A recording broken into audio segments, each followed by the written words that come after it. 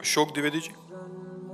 राधे राधे श्री राधा वल्लभ श्री हरिवंश महाराज जी। गुरुदेव भगवान, हमारी प्रार्थना युक्त जिज्ञासा आपके श्री चरणों में है कि यदि किसी कारणवश इस जीवन में भगवत प्राप्ति नहीं हो पाई तो हमारा कैसा कर्म हो कि अगले जन्म में भजन आगे बढ़ता रहे। ये तो संशय बिल्कुल हमको अच्छा नहीं लगता कि किसी कारण से भगवत प्राप्ति ना हो पावे, ये तो रखना ही नहीं। पहली बात, रखोगे तो ऐसा ही हो जाएगा।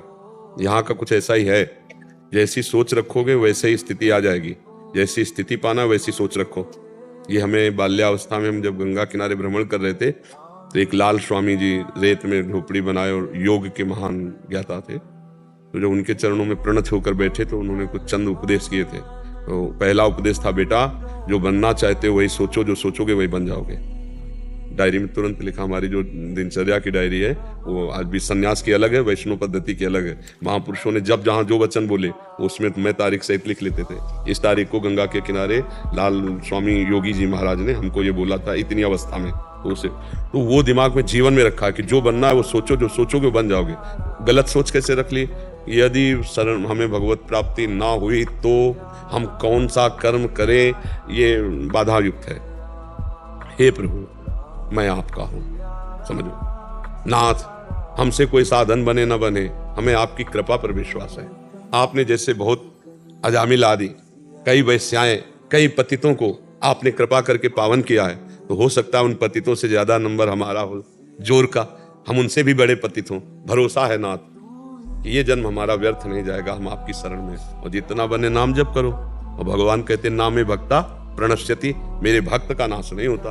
भक्त बन जाओ, भगवान के दास बन जाओ। अच्छा, फिर अगला जन्म होगा जब, तो वो बादलों की तरह छिन्न भिन्न नहीं हो जाएगा, वो कुलवान, श्रीवान, संपत्तिवान जनों के घर में जन्म होगा। और जिस वासना से भ्रष्ट हुआ है उस वासना की बाहुल्यता होगी, और वो भोग से उब कर बहुत जल्दी अंदर से वैराग्यवान होकर, जहां से भजन रुका था 100 बार बोले हो राम राम, तो फिर अगली बार 101 से होगा, 99 से नहीं शुरू होगा, तो बहुत जल्दी भगवत प्राप्ति हो जाती है। तो हमको तो ऐसे कर देना है, अगला है कि पिछला है इससे कोई मतलब नहीं।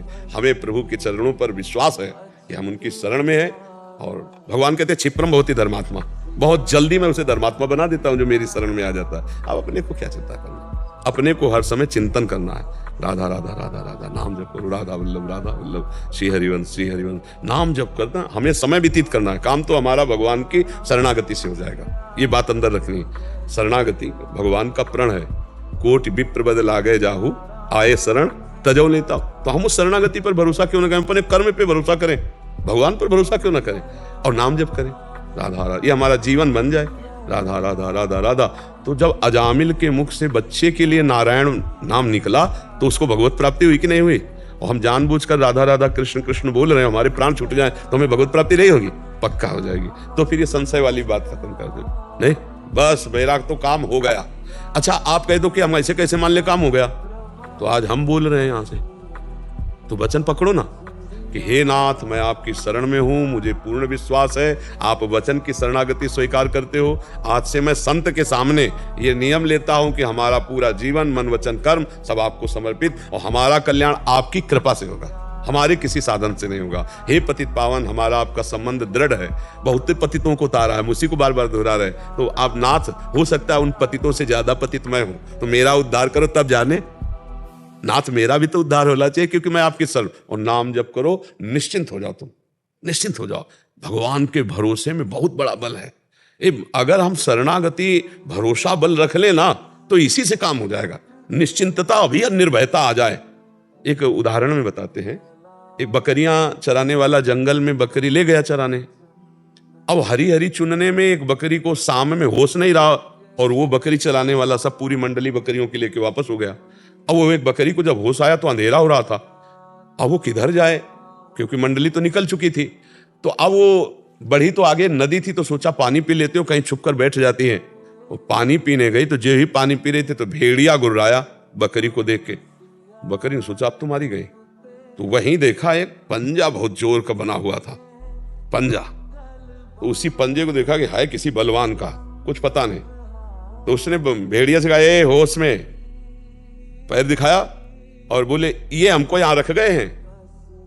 भेड़िया ने देखा, शेर पूछ दबाया, भाग गया। अब तो उसको विश्वास हो गया कि कुछ जादू है इस पैर में, इस पंजे में कुछ जादू है।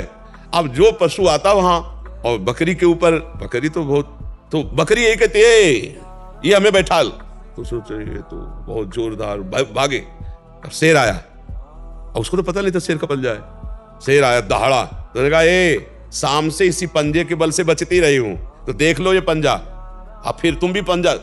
तो शेर ने देखा तो मेरे पंजे के बल से, तू निर्भय हो जा, अब जंगल में कोई तुझे नहीं खाएगा क्योंकि ये पंजा मेरा है। समझ में आया? जो भगवान की शरण में आ गया ना, तो काम क्रोध लोभ मोह मद मत्सर सब भाग जाते हैं और भगवान अधीन हो जाते हैं शरणागत के। ऐसा स्वभाव मेरे भगवान का है। तो पंजे के अधीन रहो, है जिसने भगवान की शरण ली आज तक कभी उसका पतन नहीं हुआ।